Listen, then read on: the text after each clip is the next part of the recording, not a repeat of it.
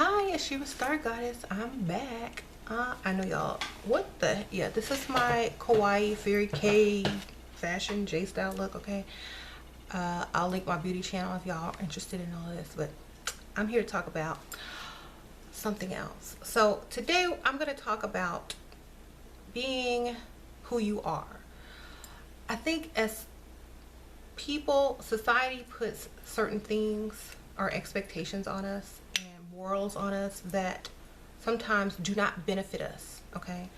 And if we start living by these morals, then we're not doing ourselves any favors. Okay.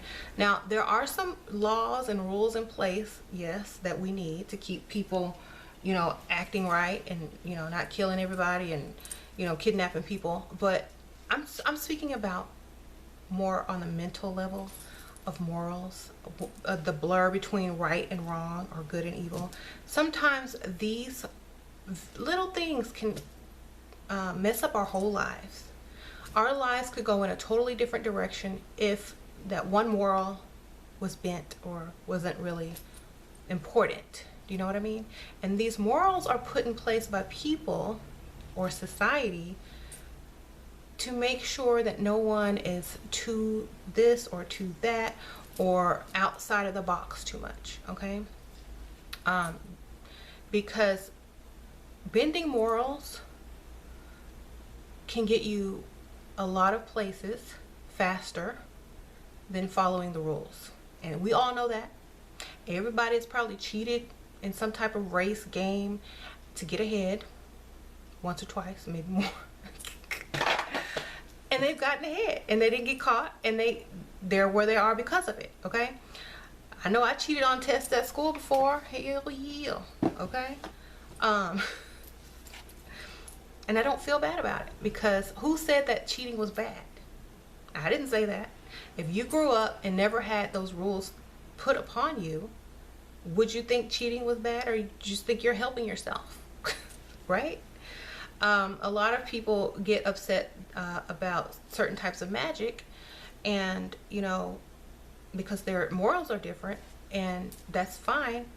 But some people, they want their things here and now. They don't want to have to wait until they die to get it. You know what I'm saying? They're like, look, I'm here. I might as well enjoy it. You know what I mean? I'm here. I'm not gonna wait till I die to have, all the things I want. And who knows if I'm gonna get them there anyway. And no one really knows what happens after death. So why am I gonna base my decisions on something like that? That doesn't make any sense. So what I'm saying is, make sure your morals are not holding you back in life. If you need to change a little bit to feel a certain way in order to accomplish something, then by all means, I call it transmutation. Talk yourself into something. Reason with yourself of why it's okay. Okay. For example, a lot of people say, well, what about binding spells? Is that okay? You're binding a person and against their will and da da da. Well, we bind our children. Okay. We set rules on our children. We don't care if they want to run out in the street or not. We're going to tell them no. Okay. We're going to put boundaries on them.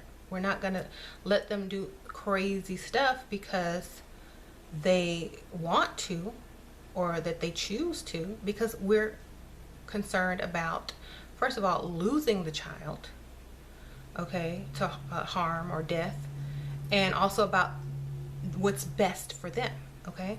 So when we come across a situation where a man or a woman in a relationship wants to bind their significant other, and people get upset about it because, oh, you're supposed to have free will.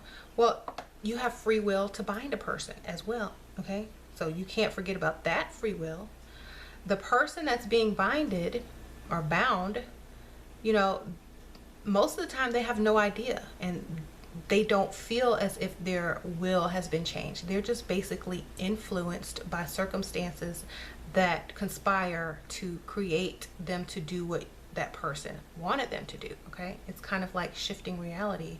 It's changing the illusion. It's changing the matrix to create a situation where the man will do right or the woman will do right or do what is expected or wanted by the person who is doing the binding. Okay. It's not about taking free will away. Okay, that's not how it works. So a lot of people really don't know that, and their morals get in the way of them having what they want in life, you know. So let's just put it out there. It's not really taking someone's free will, because you can't take free will. Everyone has a choice. If this person really wants to do wrong and mess up, they're going to find a way to do that. You know what I mean? They're going to find a way. They're not going to care, because that's what's in their mind and that's what they want to do.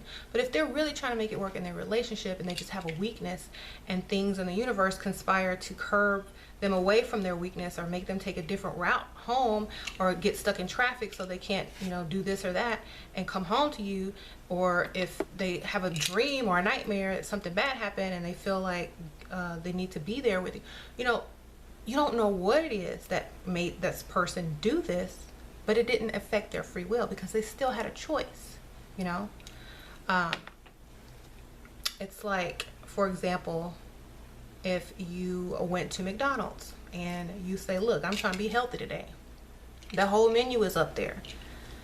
But if someone has binded you, say, hey, I bind you to lose weight or to be healthy. You know, if someone has binded health to you, and they're right there with you, they're gonna be like, oh, you know, they might order a salad and say, hey, you know what, maybe we should be healthy today. Or you might just have the urge, or the salad might look extra crisp to you on the menu picture, and you just might feel like you need to order a salad. But you still have that choice up there. You can say no. You can say, you know what, I'm getting me a Big Mac. I don't care, you know. I don't eat beef anyway, but I'm just using that as an example. Or it could be the opposite. Someone could have an eating disorder and don't want to eat, but they have the choice. They go and they smell the smells. Maybe the smells smell extra good today, and you just gotta have some fries, and they might just order a fry and eat something, you know. It's just the things in the universe will conspire to kind of allure that person to what you want them to be binded to, you know, or bound to. So it's not taking away free will. It's still, they have a choice. Now, if they're easily influenced, the binding will work very good, you know. If they're not easily influenced, and they don't follow their intuition, and they don't, you know, look at things around them, and they're not very observant, it might not really work too well on them. But most people are, you know. Most people are susceptible to bindings because it doesn't take away their free will. They feel like it was their idea, you know what I mean? So it's kind of like Inception. Y'all ever seen that movie Inception, where they go into the person's dream and they make them dream about something, so when they wake up they make a different decision? But that's how it is, okay? It doesn't take away their free will, because they're still making the choice. It just influences them, gives them, you know, some insight, you know, maybe a nightmare, like, if I choose this situation, this is gonna happen. Because I know, like, I'm not ashamed to admit it, my husband always having nightmares. Not always, but a lot. But they're not really nightmares. He just always dreams, like, and it's the binding. I know it is. He always dreams. He says, I dreamed that you left me for another man, and I dreamed that you took the kids from me. That is funny, because that is what keeps him bound to us. Fear of losing. I mean, I don't know. I don't make these, you know, requests for him to dream like this. My spell is in place. My binding is in place. The universe is going to conspire to create whatever needs to be created to keep that bind strong, or that bond strong that I did. So be it nightmares, be it, you know, being happy with the situation, having envious friends, or, you know, whatever happens to conspire to why someone is, you know, bound to you. It doesn't matter, as long as they think it's their choice. You know what I mean? So it's not really taking away free will. So morals, don't let them stand in your way. Understand that you can't take away someone's free will, just like you can't sell your soul to anybody. Like, people will have asked me, can you sell your soul? No, you can't sell your soul. Okay? Everything is a choice. It's free will. Okay? Everything is mental. So if you said I sold my soul, basically mentally you have agreed that your soul can be sold, and you've accepted it, and the fate that comes along with it, which is all an illusion to begin with. Okay, you can't sell your soul. It's not tangible. Money doesn't exist on the spiritual realm. So your life, you get another one if you die. This is not the end. If you believe in karma, that's your fault. So it's all in what you choose to believe. Whatever you choose to believe is what you choose to accept, and how you choose to live is the life you're gonna have. Okay, so you can't believe everything people say. You have to go and do your own research and do what feels right to you. Most of our thoughts are other people's thoughts. They're not even our own.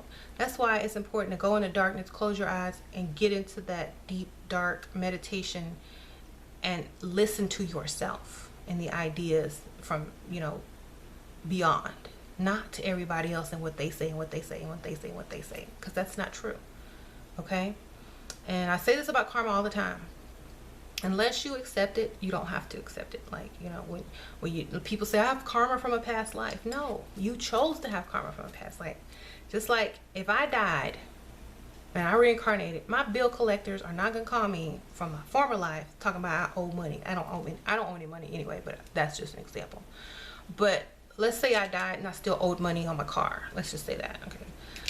They're not going to call me in my next life and say, hey, since you died and you left this car and it's not paid for, you gonna need to pay for this in this life. Either A, you can hang up, be like beep, or you can say, oh, well, how much do I owe? I'll pay. Okay, let's set up a, now you've agreed to it. Now you gotta pay. You just say click, it's over, it's done. Okay. So I try to explain things in ways that people can understand, but if you think you got past life karma, don't accept it. That's just simple as that. The illusion is able to be manipulated if you know how to do it by free will. Okay, so I think I'm gonna leave it at that, and I'll see y'all on the next video. Yeah.